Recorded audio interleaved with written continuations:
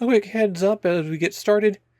Night Move features some really severe full-screen flashing, and because it regularly occurs at a critical juncture in the game, I can't edit around it.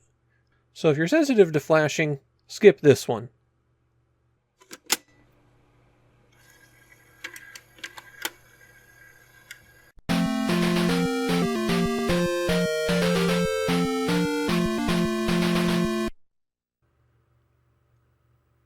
What do you do after you've created the most popular game in the world? It's a problem that very few people have faced, but if you look at the history of gaming and the follow-ups to things with explosive popularity, there's basically one of three patterns. If you're already an experienced game developer with a large team supporting you and a well-financed corporate structure backing you, then you probably make another masterpiece. If you're a smaller developer, then you probably refine your concept and maybe revolutionize the world again.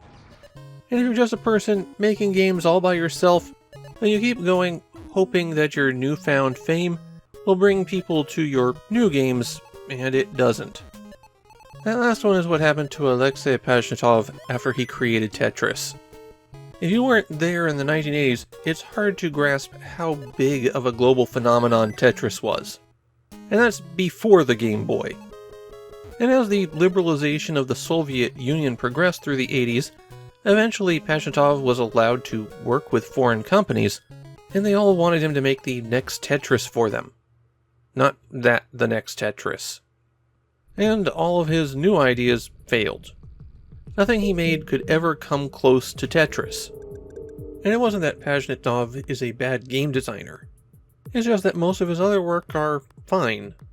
Not brilliant, not awful, just fine. And Tetris is Tetris. Nintendo got to Pajitnov early in this cycle, and with him they developed Night Move, a simple little puzzle game for the Disk System. The development house for Night Move, JV Dialog, is a little bit complicated. They were actually a Soviet state firm, created after the success of Tetris with the intention of getting Soviet software distributed outside of the Soviet Union. As far as I can tell, they only were ever responsible for 2 games. And for one of those, I'm really struggling to find definitive proof it exists. Regardless, JV Dialog didn't survive the fall of the Soviet Union.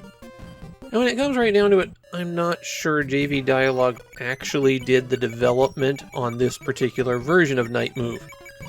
There's no known earlier version, but that doesn't mean that someone at JV Dialog didn't program a prototype and then hand off the design to Nintendo, who had their own internal team refine it for the Disk System.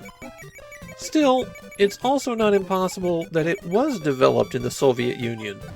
The whole point of JV Dialog was technological exchange. So maybe Nintendo sent some programmers to Moscow, and this is the game their students came up with.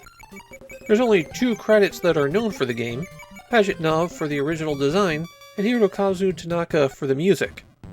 And neither of those credits are a really great clue for exactly what happened here. So with all that preamble, it's finally time to get to the game. Night Move is inspired by the classic Knight's Tour puzzle. This is a classic puzzle turned computer science exercise, where the idea is you start with a chessboard and 1 knight. And then that knight moves 2 squares in any direction, followed by 1 square to the side. The goal is to get the knight to visit every square on the board without landing on any of them twice. In the game Night Move, rather than have you visit every square on the board, instead your goal is to collect a heart. And you only have half a chessboard to work with. When the knight lands on a square, it changes color. And the 3rd time that it lands on a square, it turns into a hole. But that's actually a good thing, because holes are how you get points. Collecting the heart will get you a few points, but the holes get you a ton of points. And if you open holes consecutively, the points you get quickly escalate. The controls are a little bit odd, since once the knight jumps, you have until it lands to determine what square it will land in. There's a crosshairs showing where it's going, and hitting left and right will rotate that crosshair around the knight, highlighting other possibilities as well as changing how the knight's moving. If the knight's taking a while to reach a square, you can hold down the A button to make it go faster. There are two different game modes in Night Move. Game A is the easier one. It has one stationary heart sitting out there for you to collect. Game B puts the hearts on a timer. Every 6 turns, it moves to another square, and there's a little countdown on the heart. Also, in Game A, every time you collect a heart, you go up a level, while in Game B, you have to collect a number of hearts before you go up a level. Going up a level means that all of the holes get filled in with fresh squares, but the worn out squares don't get refreshed. So there's another reason to make as many holes as possible as you're working. The other thing about increasing the level is that the knight speeds up, and it speeds up pretty quickly. By the time it hits round 10, you'll have a hard time moving the crosshair to the other side of the knight before it lands. The furthest I've gotten is level 13, and I only did that by attempting to collect the hearts as fast as possible and ignoring the score. There's also a 2-player mode where players can either compete to collect hearts or until somebody falls into a hole. And this competitive mode is also set up to take place across multiple rounds. You also have your choice of 3 different types of music when you start the game, or no music at all if you're really boring. And that's all there is to playing Night Move. The games go really fast. Unless you're some kind of Night Move savant, the game will probably take you less than 5 minutes. Going for a high score is tougher than it seems as well, since you really have to manage those holes. I would consider Game A to be the training mode of Night Move, and Game B to be the actual game, and Game B is pretty challenging. Night Move was stuck on the Famicom Disk System. However, a few years later, Spectrum Holobyte picked up the basic design from Pajitnov and created Night Moves, a PC game based on the same principles, but not quite the same. In Japan, Night Move is really well regarded, one of the hidden gems of the Famicom Disk System, especially since in 1990 no one was buying new Famicom Disk System software anymore.